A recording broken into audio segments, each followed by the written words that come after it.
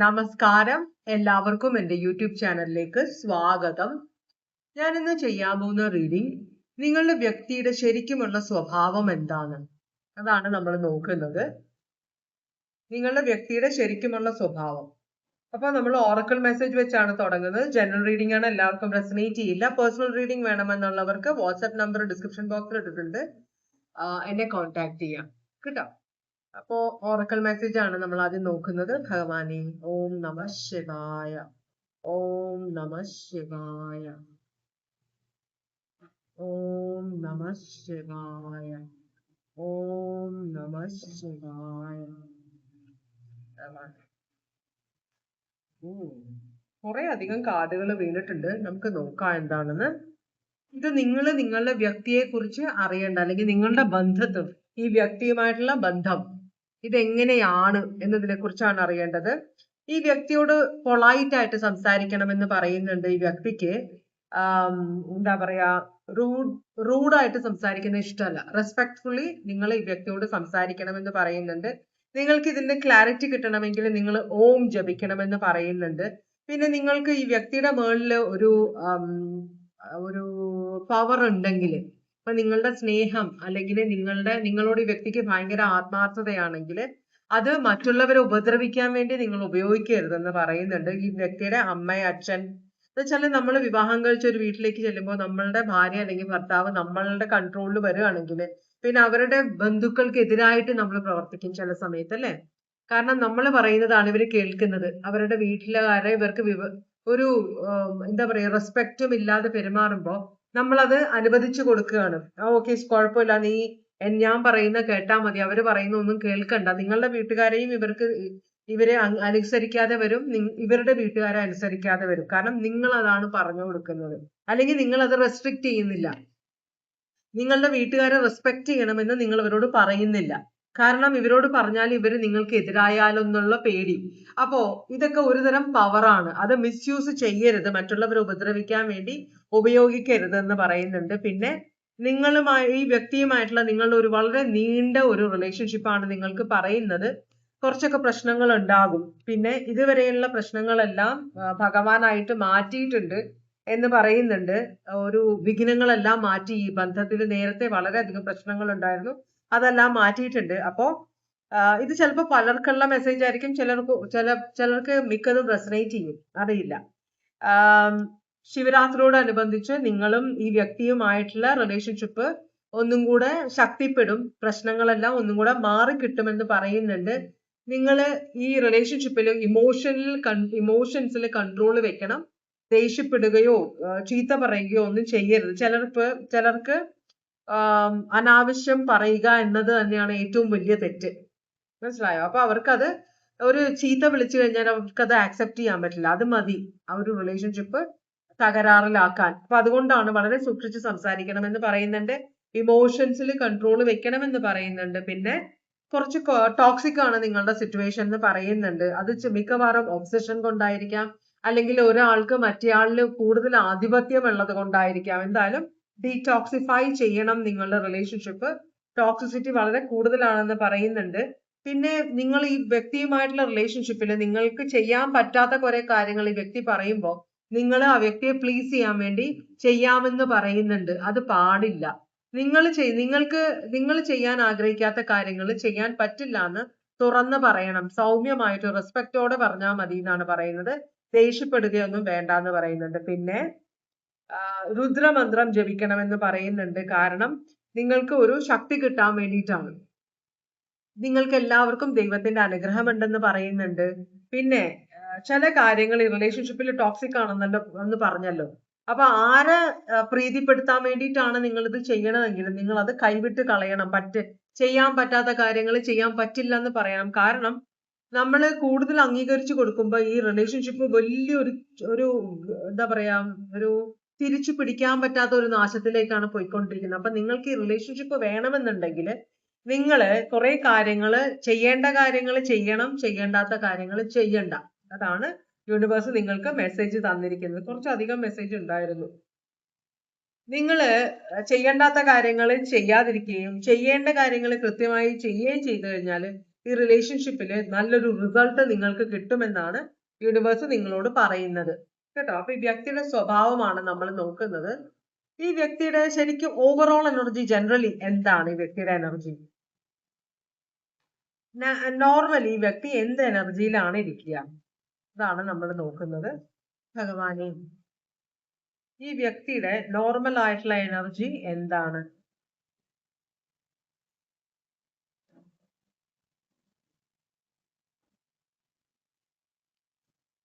Alright.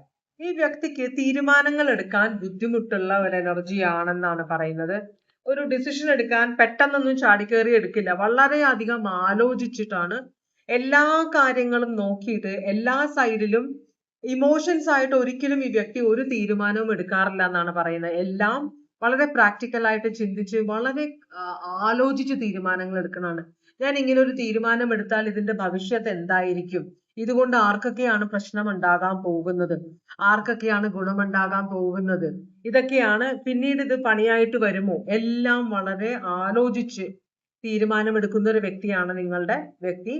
അപ്പോൾ emotional ആയിട്ട് ഒരു കാര്യത്തിലും തീരുമാനമെടുക്കുക എന്ന് പറഞ്ഞാല് നിങ്ങൾ ഇമോഷണൽ ആണെങ്കിൽ നിങ്ങളുടെ ഇമോഷണൽ ബ്ലാക്ക്മെയിൽ ഒന്നും ഈ വ്യക്തിക്ക് ഏൽക്കില്ല എന്നാണ് പറയുന്നത്. വളരെ സ്ട്രോങ് ആയ പേഴ്സണാലിറ്റിയാണ്, സ്വന്തമായിട്ട് അഭിപ്രായമുള്ള, സ്വന്തമായിട്ടൊരു സ്റ്റാൻഡ് എടുക്കുന്ന, വളരെ സൗമ്യമായിട്ട് പെരുമാറുന്ന, വളരെ ഡിപ്ലോമാറ്റിക് ആയിട്ട് പെരുമാറുന്ന ഒരു എനർജിയാണ് നിങ്ങളുടെ വ്യക്തി. മനസ്സിലായോ? അപ്പൊ ഒരിക്കലും മറ്റുള്ളവരെ മനഃപൂർവ്വം ദ്രോഹിക്കണം, ഹേർട്ട് ചെയ്യണം എന്നുള്ള ചിന്തയൊന്നും ഈ വ്യക്തിക്കില്ല. പക്ഷെ ഈ വ്യക്തിയുടെ അടുത്തേക്ക് ആരെങ്കിലും വന്ന് പണി കൊടുത്തു കഴിഞ്ഞാൽ തിരിച്ച് പണി കൊടുക്കുന്നതിൽ ഒരു സംശയവും വേണ്ട. അതിലൊരു കുറ്റബോധവും ഈ വ്യക്തിക്ക് തോന്നില്ല. ഒരു പ്രാവശ്യം നിങ്ങളെ വെറുത്ത് കഴിഞ്ഞാൽ, അത് ആരാണെങ്കിലും അത് വെറുത്ത് കഴിഞ്ഞാൽ പിന്നെ തിരിച്ച് അവരെ സ്നേഹിക്കില്ല. അതുപോലെ തന്നെ ഒരു പ്രാവശ്യം ഈ അവിശ്വാസം വന്നു കഴിഞ്ഞാൽ ഈ വ്യക്തിയുടെ മനസ്സിൽ പിന്നെ ഒരിക്കലും അവരെ വിശ്വസിക്കില്ല എന്നാണ് പറയുന്നത്. അപ്പൊ ഇതാണ് ഈ വ്യക്തിയുടെ ജനറൽ ആയിട്ടുള്ള ഒരു എനർജി. ഇപ്പോ എന്തവസ്ഥയിലാണ് ഈ വ്യക്തി ഇരിക്കുന്നത്? ഇപ്പൊ ഈ വ്യക്തിയുടെ അവസ്ഥ എന്താണ്? വീട്ടുകാരോടെല്ലാം സ്നേഹമുള്ള തരം ഒരു വ്യക്തിയാണ് കേട്ടോ ഇത്. ഈ വ്യക്തി സ്വന്തം കാര്യം നോക്കാൻ ആഗ്രഹിക്കുന്ന ഒരു വ്യക്തിയാണ്. ഒരു കാര്യം തുടങ്ങുമ്പോൾ മിക്കവരും നമ്മൾ ശ്രദ്ധിച്ചിട്ടുണ്ടെങ്കിൽ പല കാര്യങ്ങളും ഒരേ സമയം ചെയ്യാൻ ശ്രമിക്കുന്നവരാണ്. അപ്പോ പല കാര്യങ്ങൾ ചെയ്യുമ്പോൾ എന്ത് പറ്റുന്നുണ്ടോ, ഒന്നും മുഴുവനാക്കാൻ പറ്റാറില്ല. അങ്ങനെയുള്ളവർക്ക് പല പ്രോജക്ട്സ് ചെയ്യുക, പല കാര്യങ്ങളും ഒരേ സമയം ചെയ്യുമ്പോൾ അവർക്ക് ആ കാര്യങ്ങളൊന്നും മുഴുമിക്കാൻ പറ്റില്ല. അതുപോലെ തന്നെ പെർഫെക്റ്റ് ആക്കാൻ പറ്റില്ല. ക്വാളിറ്റിയിൽ പ്രശ്നങ്ങൾ ഉണ്ടാവും. എന്ത് കാര്യമാണോ ചെയ്തിട്ടിരിക്കുന്നത് അതില്. അതുകൊണ്ട് തന്നെ ഈ വ്യക്തി ഒരു കാര്യമേ ഒരു സമയം ചെയ്യുള്ളൂ. കാരണം ചെയ്യുന്ന കാര്യം വളരെ ആത്മാർത്ഥതയോടെ 100% ചെയ്യണം. പിന്നീട് അവിടെ പോയി അത് കറക്റ്റ് ചെയ്യാനുള്ള ഒരു ഇട വരരുത്, ഒരു മിസ്റ്റേക്ക് അതിൽ നിന്ന് വരരുത്. വ്യക്തിയെ കൊണ്ട് പറ്റുമെങ്കിൽ ഒരു തെറ്റ് പോലും ഒരു 99.9% പെർഫെക്റ്റ് ആക്കാൻ ഈ വ്യക്തി നോക്കും. അങ്ങനത്തെ ഒരു എനർജിയാണ്. അപ്പൊ എപ്പോഴും എന്തെങ്കിലും ചെയ്തുകൊണ്ടിരിക്കണം.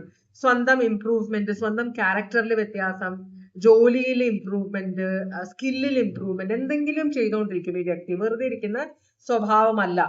പിന്നെ ജഡ്ജ്മെന്റിലൊന്നും മറ്റുള്ളവർ എന്നെ കുറിച്ച് എന്ത് വിചാരിക്കുന്നു എന്നത് ഈ വ്യക്തിയെ ബാധിക്കുന്നേ ഇല്ല. മനസ്സിലായോ? അതൊരു പ്രാരാബ്ധമായിട്ട് എന്ന് വെച്ചാല് എന്താ പറയാ, ഞാനിപ്പോ ഒരു ബിസിനസ് തുടങ്ങുകയാണ്, പലരും വന്നിട്ട് അത് കൊള്ളില്ല, അത് ശരിയാവില്ല, അങ്ങനെയാവും ഇങ്ങനെയാവും എന്ന് പറഞ്ഞ് അവരവരുടെ അഡ്വൈസ് ചെയ്തു കഴിഞ്ഞാൽ വ്യക്തി മൈൻഡ് ചെയ്യില്ല. പക്ഷേ ഈ വ്യക്തിയുടെ സ്വഭാവത്തെ കുറിച്ച് മറ്റുള്ളവർ ഒരിക്കലും തെറ്റ് പറയാൻ പാടില്ല. എല്ലാവരുടെ മുമ്പിലും നല്ല പേരും പ്രശസ്തിയും ഉണ്ടാകണമെന്ന് ഈ വ്യക്തി ആഗ്രഹിക്കുന്നത്. രണ്ടു തരം കാര്യങ്ങളാണ്. ഒന്ന്, ഈ വ്യക്തി ചെയ്യുന്ന കാര്യങ്ങളെ കുറിച്ച് ആരെങ്കിലും കുറ്റം പറഞ്ഞാൽ ഈ വ്യക്തി മൈൻഡ് ചെയ്യില്ല. കാരണം ഈ വ്യക്തി ആലോചിച്ചെടുത്ത തീരുമാനമാണ്. അപ്പോൾ എല്ലാ സൈഡും നോക്കിയിട്ടാണ് ഈ വ്യക്തി ഒരു തീരുമാനം എടുക്കുന്നത്. അപ്പൊ അതിനകത്ത് പിന്നെ പ്രശ്നങ്ങൾ ഉണ്ടാവുമെന്ന് ഈ വ്യക്തിക്ക് തോന്നാറില്ല. ക്യാരക്ടറിൽ ശരിയാണ്, മറ്റുള്ളവരെ എന്നെ തെറ്റായി ധരിക്കരുത്, എന്നെ എപ്പോഴും നല്ല ഒരാളായിട്ട് കണക്കാക്കണമെന്ന് ഈ വ്യക്തി തീരുമാനിക്കുന്നു. പിന്നെ ഈ വ്യക്തി എന്ത് പ്രശ്നമാണെങ്കിലും ഈ വ്യക്തി ഏൽപ്പിച്ചു കഴിഞ്ഞാൽ അത് മുഴുവനാകുന്നവരെ അതിന്റെ ഉത്തരവാദിത്വം കംപ്ലീറ്റ് ആയിട്ട് ഈ വ്യക്തി ഏറ്റെടുക്കും. അങ്ങനത്തെ ഒരു സ്വഭാവമുള്ള ഒരു എനർജിയാണ്. ഈ മെയിൻ ആയിട്ടുള്ള ഈ വ്യക്തി പണം എന്നതിന് വേണ്ടിയിട്ടാണ് എല്ലാം ചെയ്യുന്നത്. മനസ്സിലായോ? ബന്ധങ്ങൾ വേറെ. അപ്പോ വളരെ ഉത്തരവാദിത്തോടെ കാര്യങ്ങൾ ചെയ്യുന്ന, എടുത്തുചാടി ഒന്നും ചെയ്യാത്ത, എന്തെങ്കിലും ഒരു ബെനിഫിറ്റ് ചെയ്യുന്ന കാര്യങ്ങളിലെല്ലാം കാണുന്ന ഒരു വ്യക്തിയാണ്. എന്തെങ്കിലും ഒരു ബെനിഫിറ്റ് വേണം. അപ്പൊ ഈ വ്യക്തി ഒരു സ്റ്റേബിൾ ആയ എനർജിയാണ്, വളരെ സ്റ്റേബിൾ ആണ്. കാരണം നമ്മൾ അങ്ങോട്ട് കൊടുത്തുകൊണ്ടിരിക്കുന്നവരാവുമ്പം അവസാനം കയ്യിൽ കൊടുക്കാനൊന്നും ഇല്ലാതാവുമ്പോ ഈ കിട്ടുന്നവരെല്ലാം ഓടിപ്പോകും. ഈ വ്യക്തി അങ്ങനെയല്ല. ഈ വ്യക്തി ഇഷ്ടം പോലെ സമ്പാദിച്ചിട്ട് അതിൽ നിന്നാണ് കൊടുക്കുന്നത്. പക്ഷെ കൊടുക്കുന്നവര് തിരിച്ചെന്തെങ്കിലും ഈ വ്യക്തിക്ക് കൊടുക്കണം, അത് മസ്റ്റ് ആണ്. അപ്പൊ അങ്ങനെ വളരെ ബാലൻസിൽ പോകുന്ന ഒരു എനർജിയാണ് നിങ്ങളുടെ വ്യക്തി എന്നാണ് ഇവിടെ കാണിക്കുന്നത്. സ്കോർപിയോ ഉണ്ട് ഇവിടെ, വേറെ സ്ട്രോങ് ആയിട്ട് ഇതാരും കാണിക്കുന്നില്ല. എന്താണ് ശരിക്കുമുള്ള സ്വഭാവം?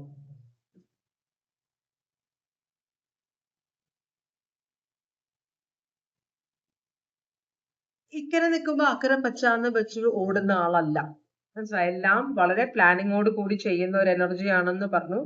പിന്നെ ഒരു കാര്യം ഒരു പ്രാവശ്യം തീരുമാനിച്ചു കഴിഞ്ഞാല് പിന്നെ എന്തൊക്കെ വന്നാലും, പുതിയ ഏതൊക്കെ സിറ്റുവേഷൻ വന്നാലും വ്യക്തി ഈ തീരുമാനത്തിൽ നിന്ന് മാറില്ല.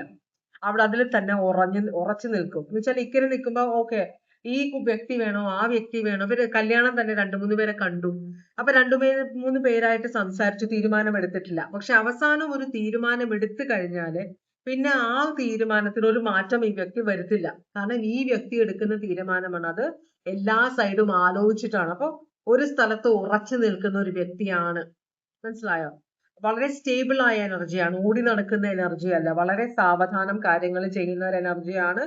അതുപോലെ തന്നെ ഓരോരുത്തർക്ക് അർഹിക്കുന്നത് അവരവർക്ക് കൊടുക്കും, അല്ലാതെ അവരുടെ എല്ലാം എനിക്ക് വേണം എന്ന ഒരു ചിന്തയില്ല ഈ വ്യക്തിക്ക്, മനസ്സിലായോ?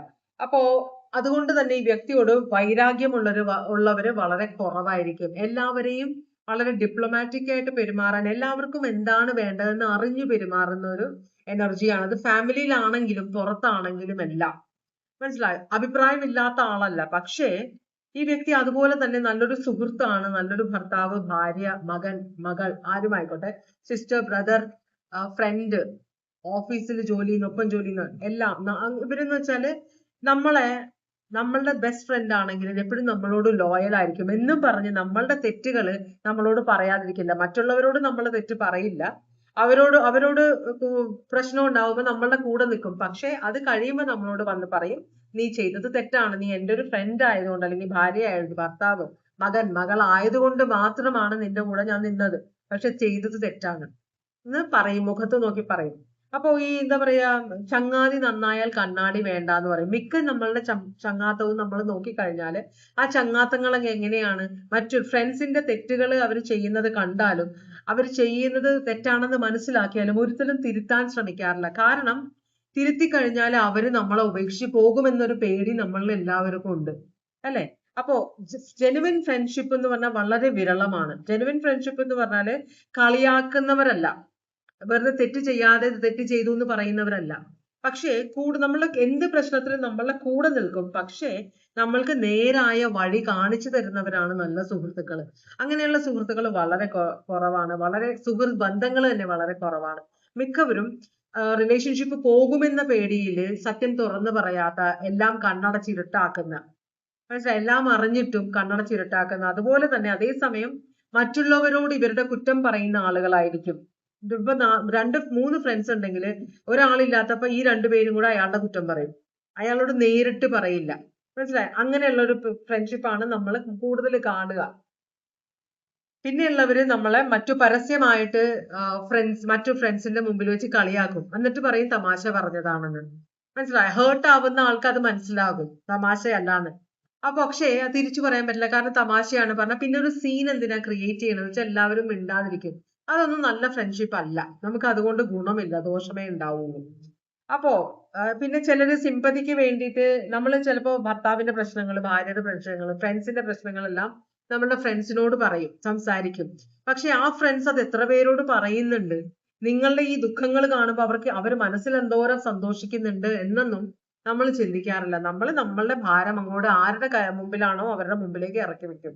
പക്ഷെ അത് നമുക്ക് ഇരട്ടി പണിയായിട്ട് വരികയാണെന്ന് നമ്മൾ മനസ്സിലാക്കുന്നില്ല.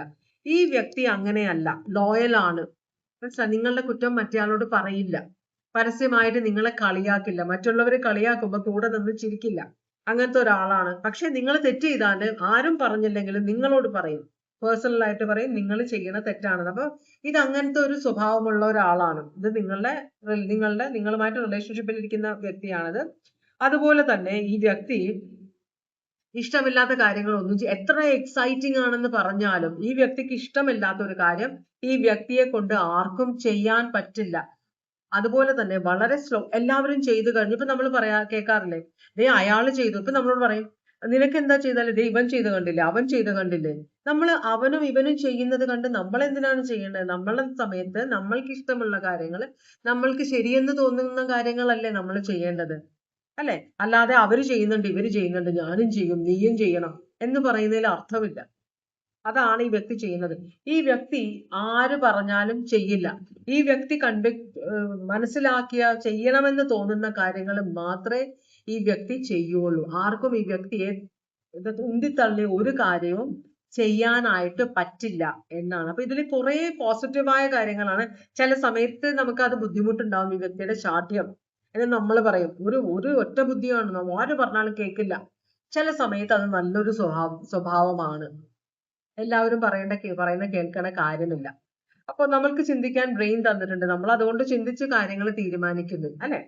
അപ്പോ അതാണ് ഇവിടെ കാണിക്കുന്നത്. ഈ വ്യക്തി വളരെ സ്ട്രോങ് ആയ പേഴ്സണാലിറ്റി ആണ്. ഒട്ടും ഇമോഷണൽ അല്ല. ഇമോഷണൽ ബ്ലാക്ക്മെയിൽ ഒന്നും ഈ വ്യക്തിയുടെ അടുത്ത് ഓടില്ല.